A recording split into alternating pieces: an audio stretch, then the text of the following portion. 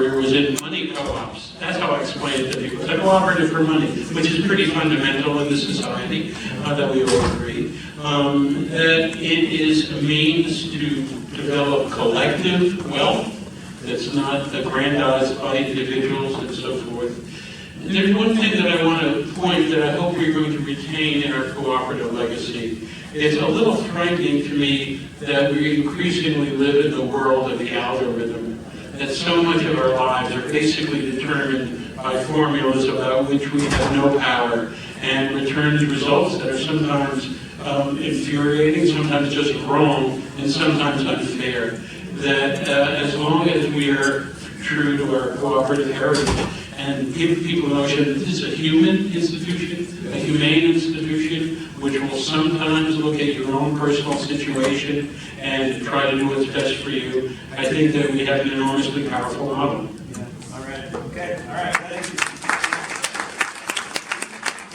All right. Incredibly exciting to me has been the fact that the federal government has been willing to invest $27 billion in particularly running it through networks of community-based and cooperative organizations. And I can't not say that $1.8 million of it went to Inclusive, formerly the National Federation. It's an enormous challenge to do this successfully, to educate. You talk about education. I mean, it's like you can't start from the premise, all these great things are going to happen and it'll reduce your energy bill just like that and so forth. Education has got to be part of it. Bringing it within the reach of people. I mean, in my house, in my cooperative house in New York, yeah, we installed photovoltaic, and it really reduced our electricity bill by 90%. But there was an outlay to it. It wasn't that cheap. And this cannot be something that gravitates to the middle and upper middle class. I mean, the challenge is to bring it to lower income communities, disadvantaged communities in this country, and make sure that appropriate technology gets disseminated worldwide.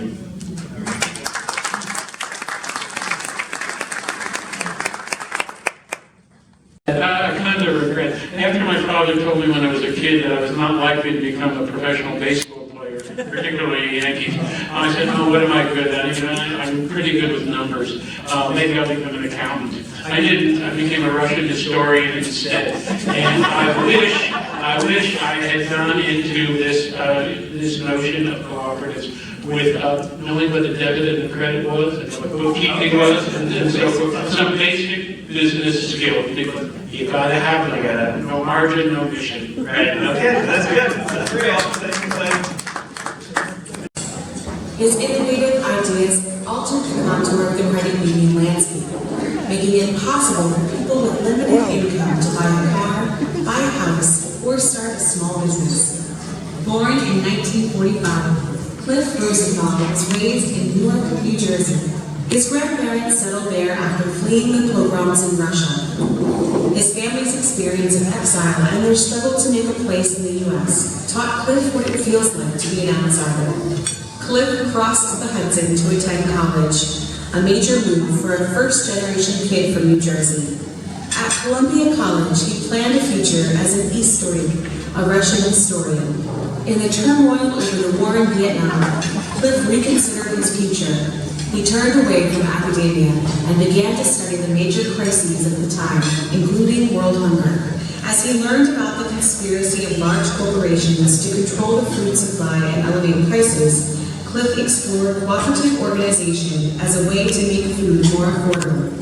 Inspired by the activism of his peers and working for free, he organized his first food co-op at 788 Riverside Drive. Building food co-ops became Cliff's thriving passion. Eventually, he managed to earn a salary as a food co-op organizer for Native Americans in Connecticut. In the late 1970s, Cliff took a job with the National Association of Farm Worker Organizations in Washington, D.C.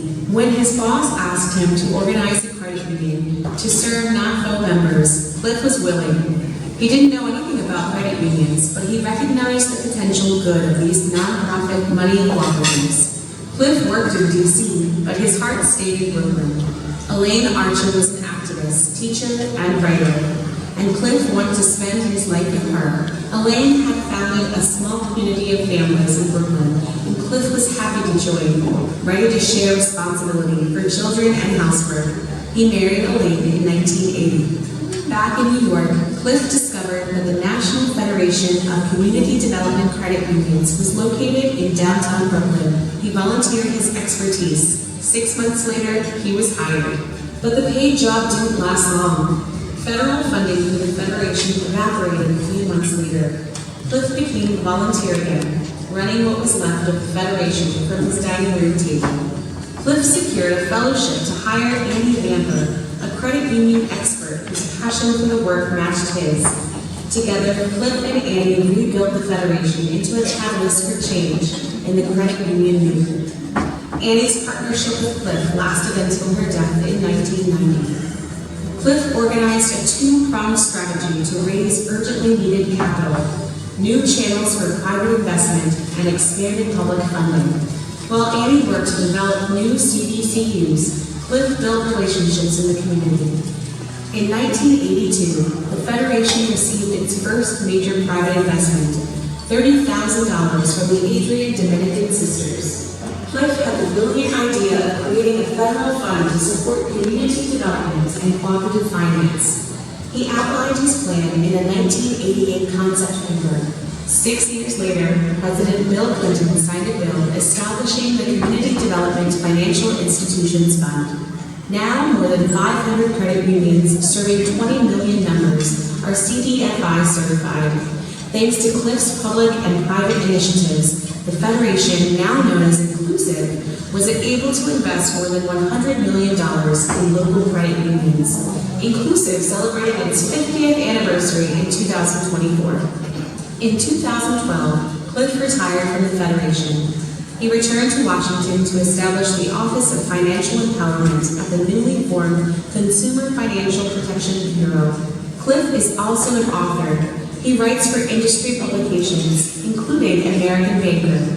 He published a book that traces the roots of community development finance over 2 centuries. He keeps a blog with monographs, articles, and opinion pieces. This year, Cliff co-authored a new book that is part memoir and part narrative of the unjust federal termination of a Black fraternities credit union in 2010. Cliff's wife, Elaine, died earlier this year after a short illness. Her passing was a terrible loss to Cliff and to the family they formed in the house on 6th Street. He is comforted by the time spent with his 5-year-old granddaughter, Anna Caroline. He continues to live in the house he and Elaine shared for 43 years. Although he has been honored many times for his visionary leadership, Cliff is most proud of his 2019 induction into the African American Credit Union Hall of Fame, in acknowledgement of the courage and conviction that distinguish him as a visionary cooperative leader. We honor Cliff Rosenthal tonight with induction into the Cooperative Hall of Fame.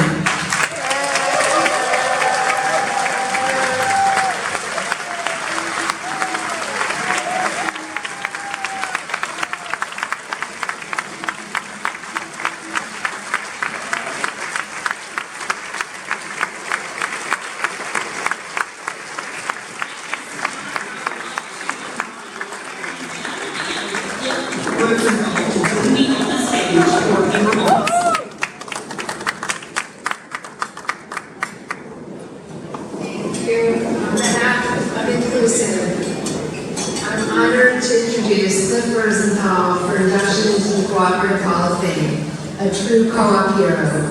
The contours of the credit union landscape today have been forever shaped by his leadership. As you all have heard from the video and background, Cliff developed a passion for cooperatives early in his career, leading food co-ops.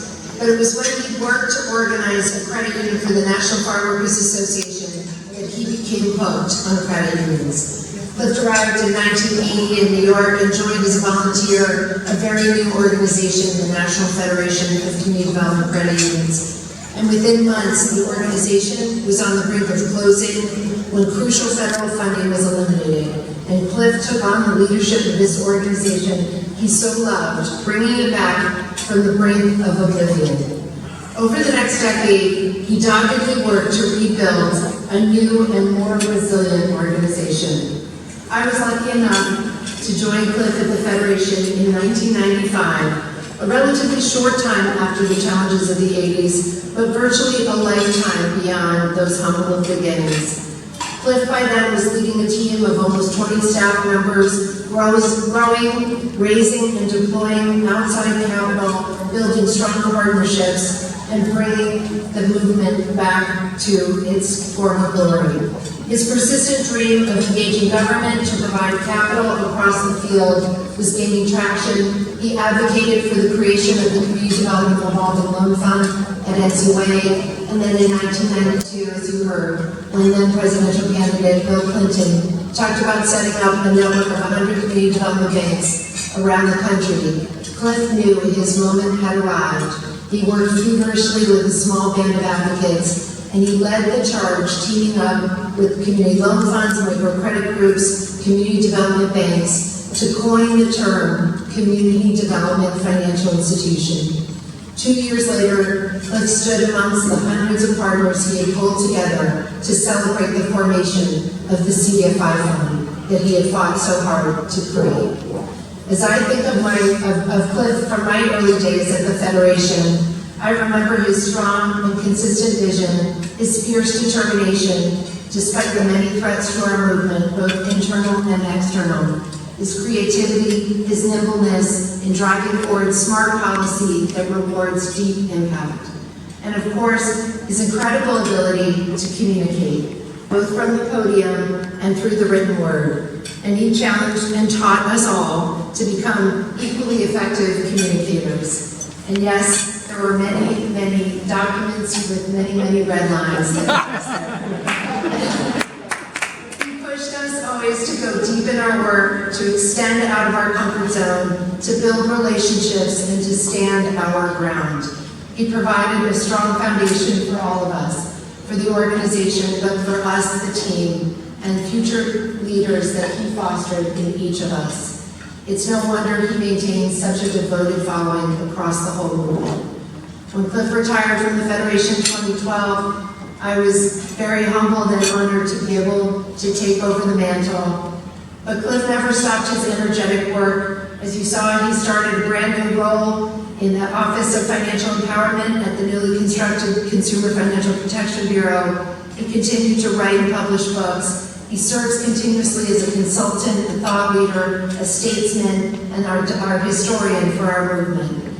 It's now only fitting that the name of Cliff Rosenthal be, as dedicated servant of community development credit unions, be added to the august role of honor that is the Cooperative Hall of Fame.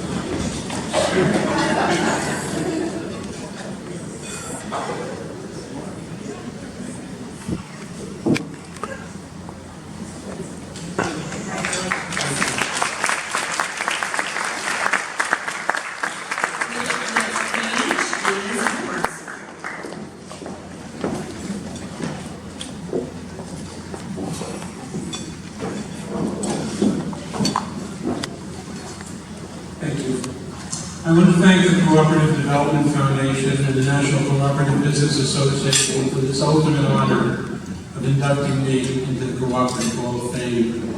It is gratifying and humbling for me to take my place among so many cooperative heroes I know and have worked with. In July, I attended a conference on diversity, equity, and inclusion put on by the National Credit Union Administration. I was touched when we 300 credit union people each took a private moment to do an exercise like Curtis Ray Hall of the culture of belonging, to remember those without whom we would not be where we are today in life. And I'd like you to take a moment to consider that in your own lives, as I will do now. Tonight, I remember those members of the Hall of Fame who served on the board of the National Federation, which is now inclusive.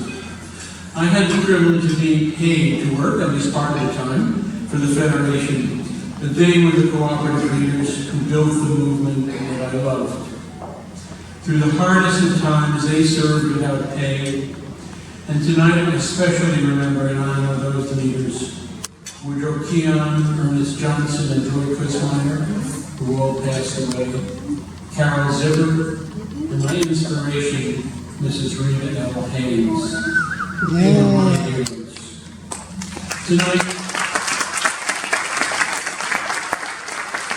I will not be standing here without inclusive.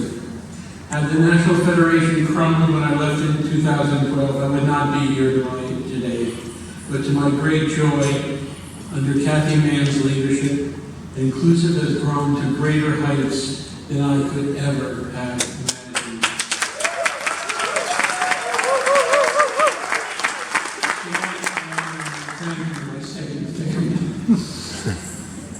And the National Federation itself might never have survived had not a group of community activists and organizers one day in 1984 called the Federation, which then consisted of Andy Vamper and me entirely, to help them organize the Lower East Side People's Federal Credit Union. It was a shut-down bank building, and 40 years later has 10,000 members and nearly $100 million.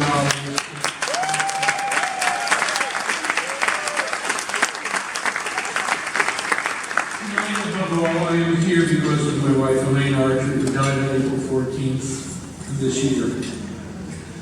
I left a job in Washington in 1980 to marry Elaine and join her in the Brooklyn commune that she and two other families had founded. When the Federation lost its funding, when I had to work without pay, I was able to continue because we lived as a cooperative, sharing expenses, sharing household duties, when I later had to use our savings to cover payroll, on one occasion, Elaine and the Cooperative were there to keep me going and sustain me. And when my beloved Federation went through some soul-searching years, I did not quit because Elaine supported and sustained me. Tonight I honor Elaine's memory and thank our children of the commune, Dana Archer Rosenthal and Carlos Cerruti, who are here with me tonight, along with the other members of our proudly extended family, MAU, Sean Gribben, Anna Caroline Archer Gribben. In closing, I want to say this: I'm Jewish. Tonight is Rosh Hashanah, the celebration of the new year. It's a holy time. Tonight, regardless of our various faiths, we are here together, all of us, to celebrate our common faith. It is expressed for me in the Jewish instruction that means the most to me: Tikkun Olam, to heal the world. That is what we as cooperators do and spend our life doing. So I thank you all for sharing this night with me. And in the coming year, may we all continue our work of healing the world. Thank you very much.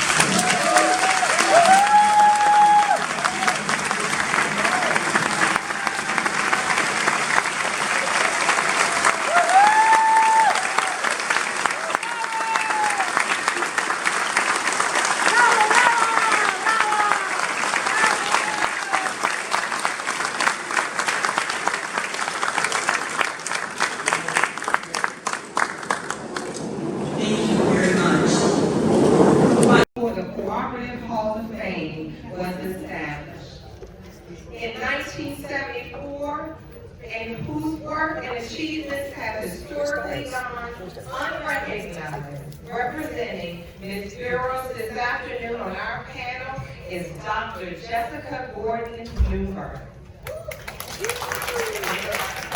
And here to moderate this panel is Doug O'Brien, CEO of NCA Inclusive.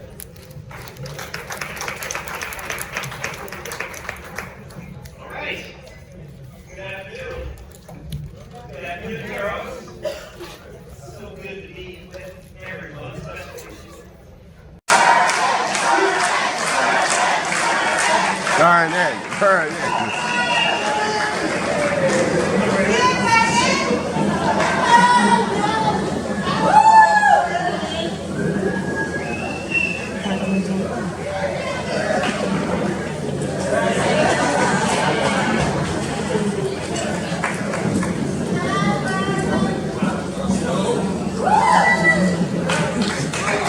you hear my piece. Thank you for being here tonight, and I want to thank NCBA and CDF for this honor. Somebody asked me a month or so ago, are you inspired yet? And I told them, no, almost hit Ellie.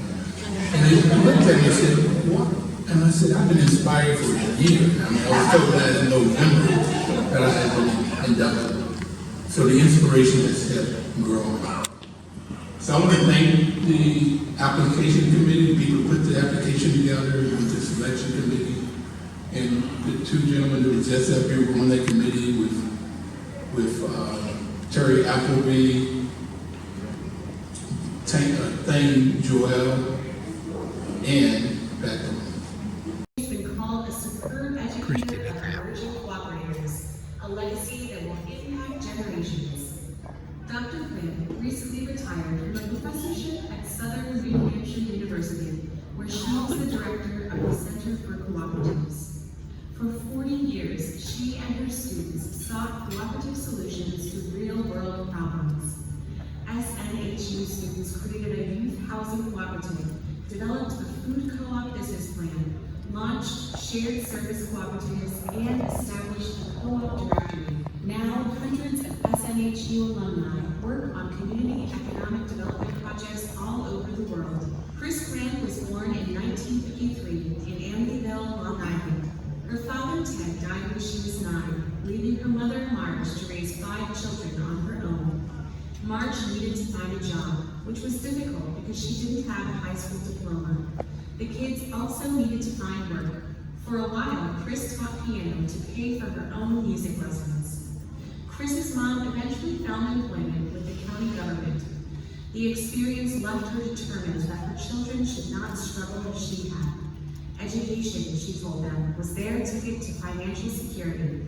Chris heard her mom. She got a scholarship to St. John the Baptist High School, where the nuns instilled in her an awareness of civil rights and social justice. The sisters hoped their bright student might have a religious vocation, but Chris had other plans. With encouragement from an English professor at her first college, she transferred to nearby Friends World College. She was moved by the Quaker-influenced values of the school, centered on human dignity and community. As she watched her male peers being drafted to serve in Vietnam, Chris looked for opportunities to learn from cultures outside of the United States. She was ready to learn about the world from a different perspective. Chris's studies took her to the American South, to the Highlander Center in Tennessee, and to Georgia, where she learned about rural cooperatives for the first time. She traveled to Florida, where she worked as a civil rights field worker for the Southern Regional Council and volunteered for a youth job placement program. Her experiences opened the eyes of the college kid from New York. She was stunned, for example, to hear her landlord in Broward County brag about owning a lynching tree. Chris studied social justice movements in Costa Rica and Guatemala. In India, she studied the Gandhian model of social justice and cooperatives. While visiting Nepal, she met her future husband, Don Ganini. On their first date, Don helped her exchange dollars for rupees on the black market. They've been together now for 44 years. By the time Chris enrolled in grad school at Boston College, she was clear about her purpose: to do research to support a social solidarity economy. She traveled to the Basque region of Spain to study the world's largest worker cooperative, Mondragon. As part of her investigation, she interviewed 50 co-op managers and co-op founders. She returned in subsequent years for follow-up interviews. The resulting research continues to inform worker co-op human resource strategies worldwide. Throughout her career, Chris served multiple terms on the boards of influential cooperative organizations, including NCBA CLUSA, the ICA with the Food Co-op Initiative, and the Local Enterprise Assistance Fund. LEAF. She offers her expertise to many small community economic development projects as well. In New Hampshire, she helped establish a farmers market co-op.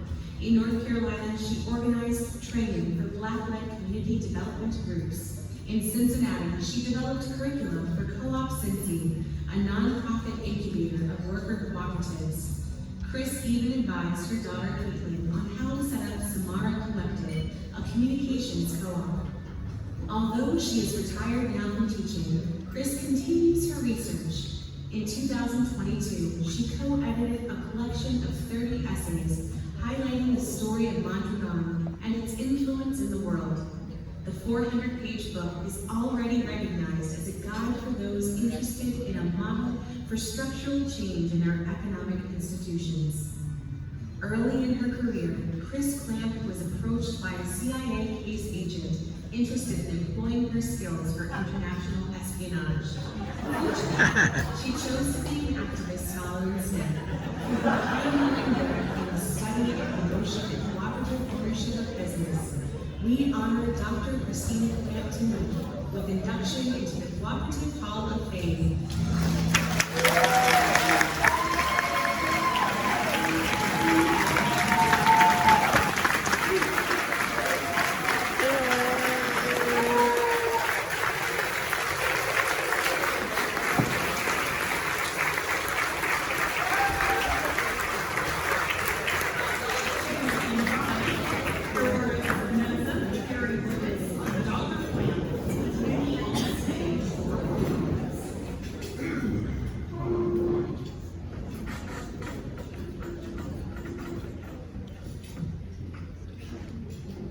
Hello everyone, my name is Gerardo Espinosa and I serve as Executive Director of LEAF.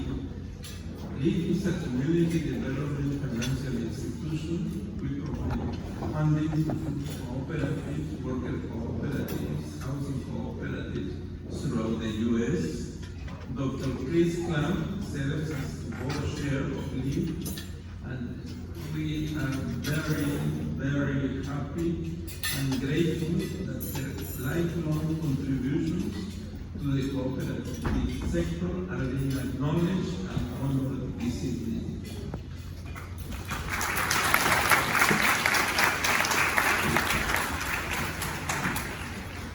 So, you may not know this, but people are inducted into the Cooperative Hall of Fame in a category. And Chris will probably be inducted as an engineer. But I have to tell you that what Chris is a category buster. She not only is an educator, but a creator of cooperatives, a supporter of cooperatives, a researcher across the world of cooperatives, how they work, and a spreader of cooperative message. If I have to give her a meta name, it is a nexus of resources. That is who and what Chris is. She creates resources through her own research and the support of research of other people. She brings new information to the world. She creates human resources. Her students at Southern National University in the Cooperative Development Program have been spreading the cooperative existence, methods, passion throughout the United States and the world. I can tell you that I ask her with some frequency, who do you know who? What? And she will tell me who that is, and it's one of her students, and she will connect me with that person. And I will tell you that each and every one of them values her so much that they help me, and they love doing it, And they see that help as recompense for the enormous resources that she has given them. She isn't aggregated. She puts together knowledge that other people have accumulated and that she herself has aggregated through the research both in the United States and internationally. Cooperative knowledge is growing enormously, helped in enormous part by my dear friend and colleague, Chris.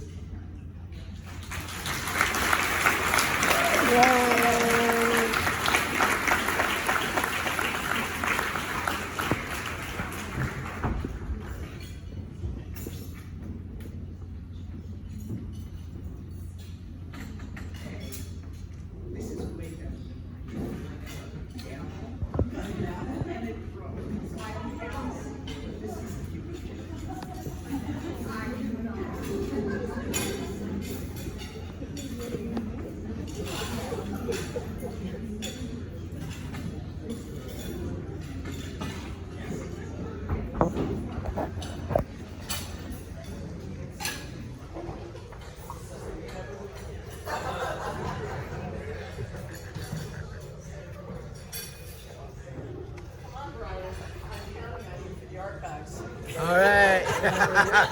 Voila.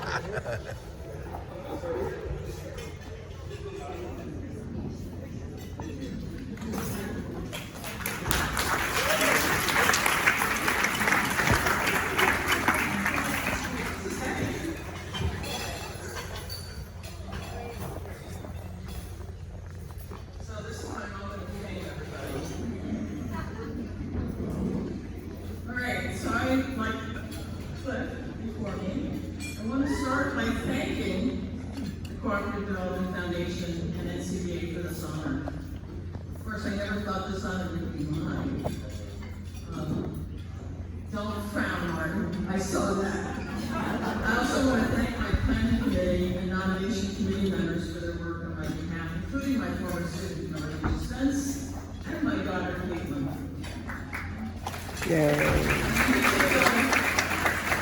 Erica, who was up here a minute ago, but very humbly went back to his seat, leaving him alone. And Jerry Lewis, you owe me a drink next February.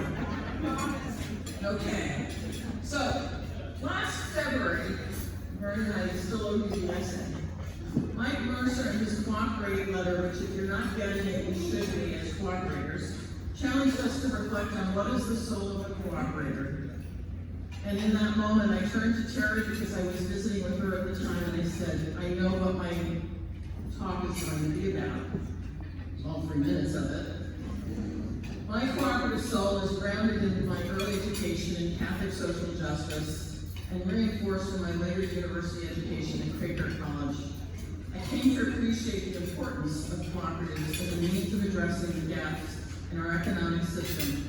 And it was inspired by the work of Moses Cody, the founder of the Anti-Financial Cooperative Movement in Nova Scotia, who said we must be the masters of our own destiny economically because who else will?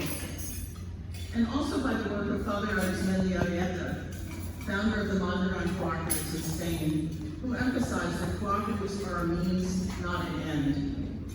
So for me, cooperatives cannot resolve all problems, but they can and do resolve some, and provide us as a way to confront and work together to make things better. Simply put, cooperatives have made my professional and personal life enriched by the people that I've worked with, studied with, and taught in my classes over the years.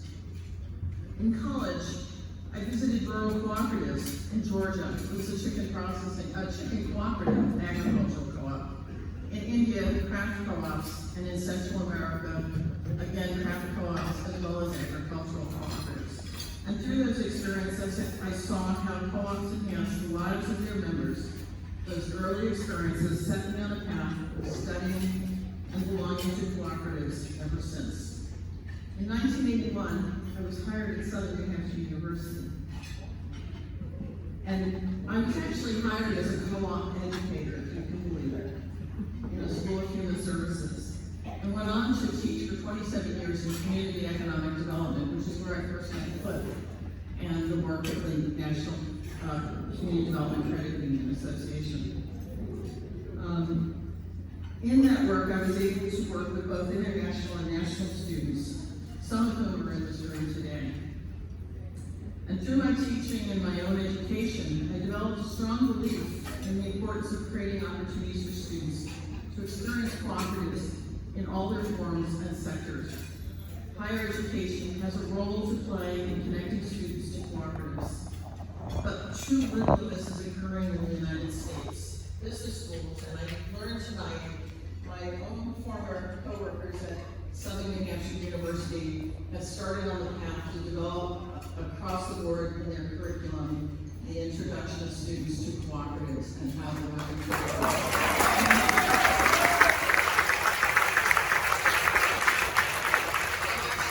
To those of you who are in the room tonight is that it is through higher education we have an opportunity as cooperators. If you're already working with local universities and colleges, then thank you. And if you're not, here's an opportunity right over here. Join Howard Raskin, who's also a member of the Hall of Fame, to work on building a strong curriculum in higher education and to be a model. This is something that I believe at my heart is what makes a difference in terms of making our world a better place for all. Lastly, I want to thank my husband,